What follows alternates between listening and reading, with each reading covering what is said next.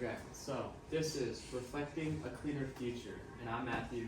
I'm William. I'm Andre. I'm Isaac. I'm Chris. So the grand engineering challenge that we worked on was making solar energy more economical. We designed a product that can automatically clean solar panels. This cleaning solar panels results in more energy being produced because particle on the solar panels will decrease their efficiency and So how can we make solar energy more efficient? Well, to start off, we plan on implementing our solution in the Raleigh Triangle area. In the triangle, there's a lot of dirt and debris that can get onto these solar panels, and that obviously, the less sunlight that gets on the solar panel, the less efficient they are. And the less efficient they are, less power a household may be making from the solar panels, and they might be getting more energy from a large energy corporation that may be using fossil fuels. Lots of people aren't willing to go up on the roof to clean their solar panels, and they're not willing to hire a contractor to clean their solar panels for them. This results in a buildup of particulate on the solar panels, which results in less energy being produced. There's a high solar energy potential in North Carolina, and more importantly in the Triangle. North Carolina ranks 3rd out of all 50 states in terms of total cumulative solar power. Okay, so we wanted to focus on the main factors that affect solar efficiency. So number one, temperature. Like I'm in the triangle, we have very hot summers. Sometimes panels are reaching temperatures up of 150 degrees. Installation angle is obviously not under our control due to our installation of pre-placed panels. Location, I'm in the triangle. We obviously have pretty harsh pollen seasons, like storms obviously, and then hot summers, as I said. And then the cleaning aspect, like I said, pollen, harsh storms, which can cause debris and stuff to get on the panels, and then shade, which could be fixed by reflectiveness. So our goal was to optimize their efficiency, and we researched some limiting factors, and when we realized that the most limiting factors were that some solar panels were located in areas where there's a lot of shade, and Raleigh, as we know, during the summer there's a lot of pollen. In North Carolina, if you're at the beach, there's a lot of sand. There's always some dirt or debris that's covering the solar panel, and a lot of people don't want to clean it. So we decided to think of a solution for these two issues. Our hypothesis was that if we increase the amount of light by reflecting light from other areas onto the solar panel and redirecting light, it would increase the power produced in the solar panel. And if we decrease the amount of, and that more debris on solar panels decreases the total productivity of the solar panel, and it decreases its efficiency, and we wanted to change that.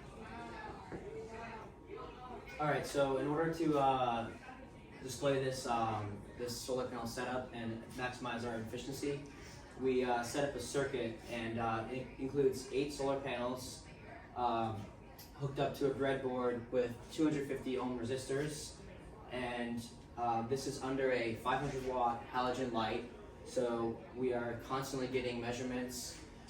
We were taking it in intervals of 5 minutes up until 20 minutes.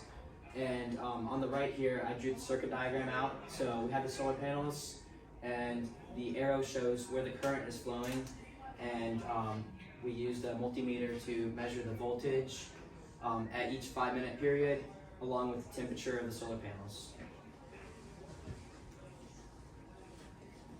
Like we talked about before, like I was just saying, this is our control setup. So we just had the Angell platform with the 8 panels hooked up to the circuit, and we are constantly reading voltage with the voltmeter.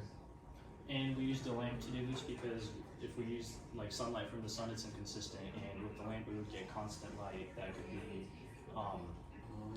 disregarded if we were looking at other factors. It's a variable that we can control. Okay, and so for our second test, we decided to test with the debris, and we almost decided to use sawdust for that.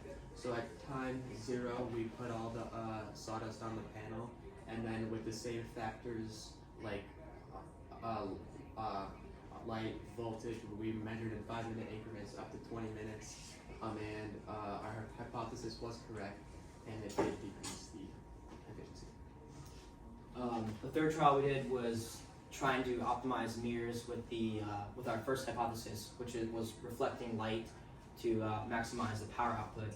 So we had 3 mirrors on each side of the panel setup, and there was also other trials with other mirror setups, but after looking at the data, it pretty much showed the same thing, that these mirrors they're drawing a lot of temperature or high temperatures through the light. So they're displaying a lot more power than the control, but as time increases, we start to see voltage drop off as the temperature goes up. And to talk more about that, here's the power and temperature versus time graph. So on the x-axis we have our 20 minutes divided into 5-minute increments, and on the left y-axis we have power and millivolts, and on the right we have temperature in Fahrenheit.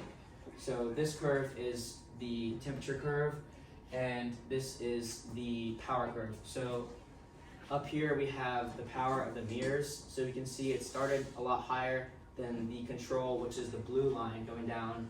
And one thing to point out is that when we get to a point between 5 and 10 minutes, the power of the mirrors is outweighed by the increase in temperature, and we start to see a decrease here, and that power drops below the control. And then also our second trial with the dust, we noticed very low power outputages all the way through, so that was much lower than the control and mirrors. Okay, and so our solution to combat both of these problems is our cooling and cleaning system. So, okay, so to test this out, so we use this panel using the same the same lamp to heat it up, and so we heated it up to 120 degrees, where we start to see efficiency drop is because of temperature, and then this is just a prototype, obviously, because with the smaller panels we can't really get them wet with the circuits and stuff, and so we got it to 120 degrees, and then instantly brought it out, and then put it and then tested it out, and then you can see there. And so we turned it on for 15 seconds, and then after the 15 seconds we measured the temperature, and we actually saw a temperature drop of 120 to 62 degrees. So it was quite a big drop, and we actually have a demonstration here as well. So if we put some sawdust on the solar panel, it obviously covers a lot of the solar panel without increasing its efficiency. But with our contraption, with the PVC pipe and holes being drilled throughout, it would collect all of this water and clean the solar panels pretty evenly. And after being out in the sun for a while, they'll cool down effectively as well.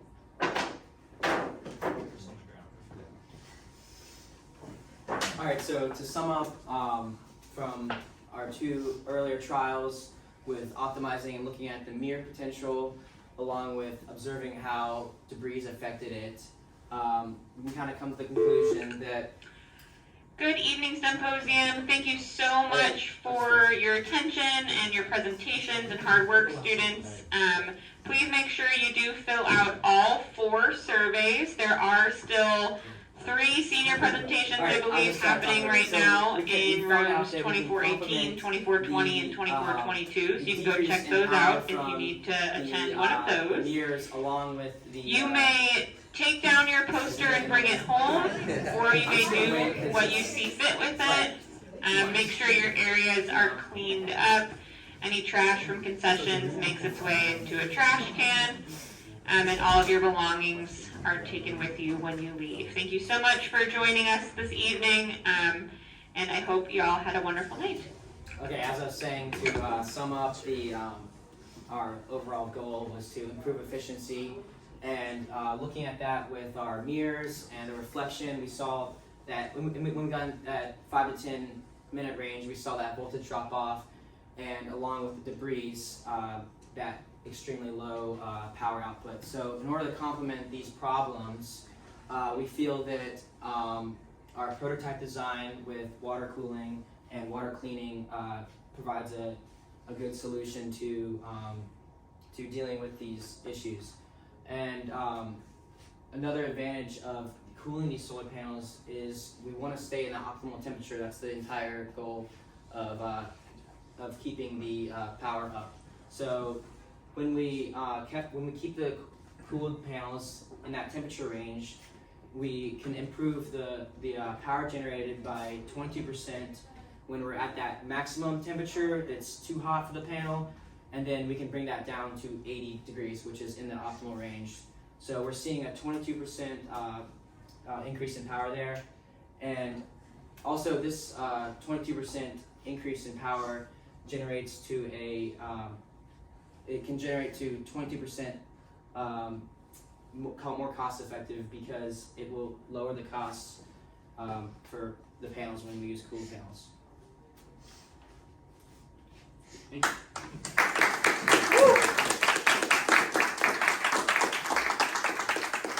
Any questions? In your trial where you tested out the temperature decrease from putting the water onto the panels, did you record the temperature of the water? It was just room temperature water. Okay. Any more questions? Well, you guys actually, you talked about, you were trying to do this, what you created, are you actually gonna try to implement any of this? We're going further with this, or was this just part of the school experiment? 'Cause that's fast, I think that there's Yes. so many solar powers around, solar Yes. systems around. So we talked with a mentor from NC State named Jeremiah Johnson, and we basically talked about he gave us ideas and stuff of how we could potentially do that.